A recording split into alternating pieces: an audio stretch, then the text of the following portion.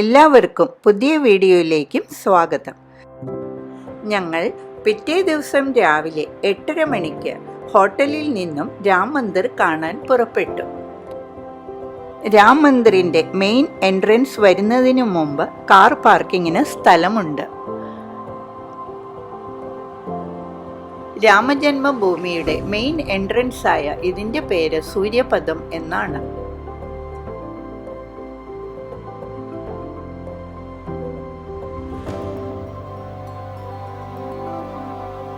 ഇവിടെ നിന്നും 1 കിലോമീറ്റർ ദൂരമുണ്ട് നടക്കാൻ. ഓട്ടോറിക്ഷ, ബസ് അതും 1/2 കിലോമീറ്റർ ദൂരത്തേക്കേ കാണുകയുള്ളൂ. പിന്നെ 1/2 കിലോമീറ്റർ നടക്കണം. വഴി നീളെ രാമായണ ചിത്രകഥകളാണ് വരച്ചിരിക്കുന്നത്. ഇതും രാമായണ കഥകളാണ് ഇവിടെ വരച്ചിരിക്കുന്നത്.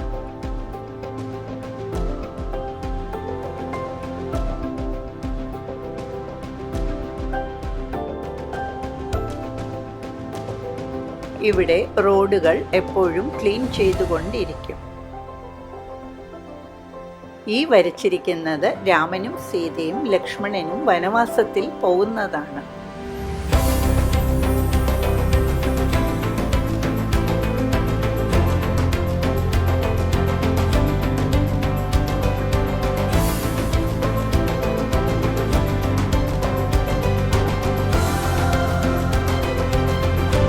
ഈ കാണുന്നതാണ് രാംഗഡ് റെയിൽവേ സ്റ്റേഷൻ.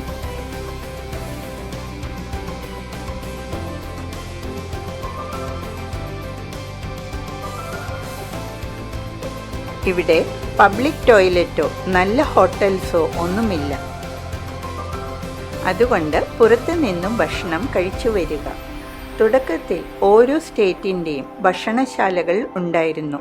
ഇപ്പോൾ ഒന്നും ഇല്ല. ഇതാണ് ലതാ മങ്കേഷ്കർ ചൗക്ക്.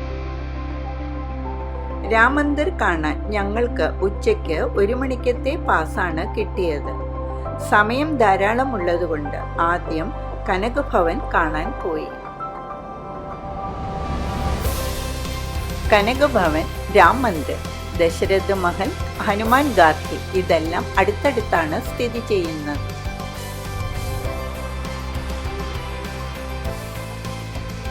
ഈ കാണുന്നതെല്ലാം വേറെയും അമ്പലങ്ങളാണ്.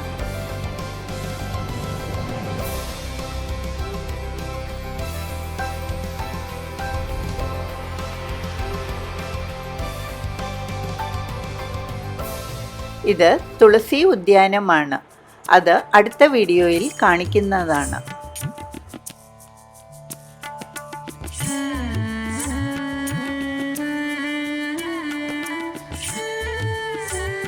ഇന്നലെ പോയ ഹനുമാൻ ഗാർഹിയിലേക്കുള്ള വഴിയാണ് ഇത്. അതിൻ്റെ അടുത്തായിട്ട് തന്നെയാണ് കനക് ഭവൻ വരുന്നത്.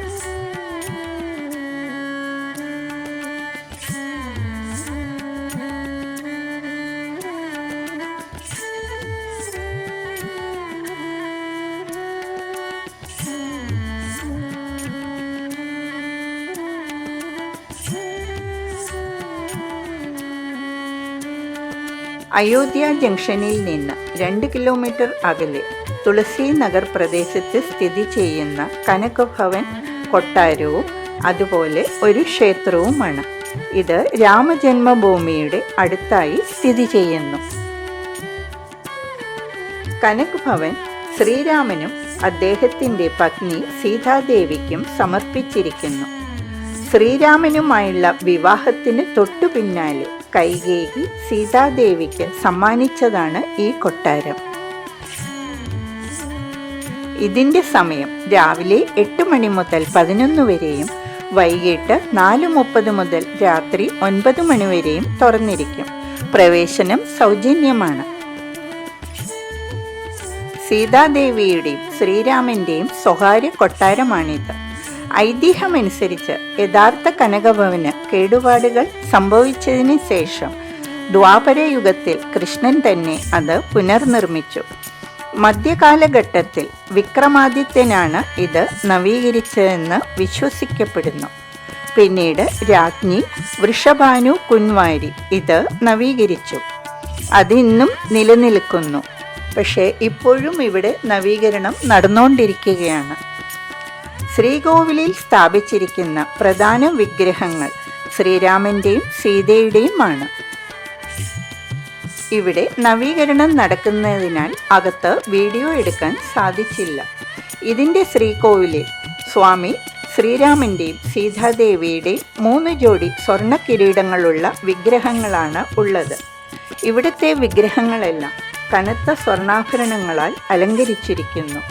അതുകൊണ്ടാണ് കൊട്ടാരവും അതുപോലെ ക്ഷേത്രവുമായ ഈ വസതിക്ക് കനക് ഭവൻ എന്ന് വിളിക്കുന്നത്. അതായത് സ്വർണം കൊണ്ട് നിർമ്മിച്ച വീട്. ഈ കൊട്ടാരം ബുന്ദേൽഖണ്ഡ് വാസ്തുവിദ്യാ ശൈലിയുടെ അത്ഭുതകരമായ ഉദാഹരണമാണ്. ഇനി ഞങ്ങൾ രാംലല്ലയെ കാണാനാണ് പോയത്.